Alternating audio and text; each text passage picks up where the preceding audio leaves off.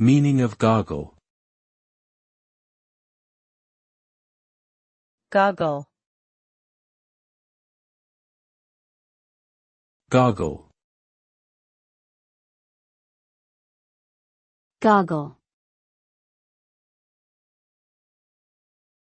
Goggle.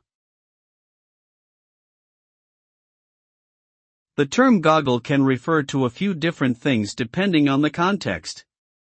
One definition is a type of eyewear that fits closely to the face to protect the eyes, usually worn in sports or industrial settings. Another definition is to stare with wide-open eyes in amazement or astonishment. Lastly, goggle can refer to a search engine developed by Google specifically for searching through images and videos. Regardless of the context, the term conveys a sense of observation or focus, either from the wearer or from someone observing.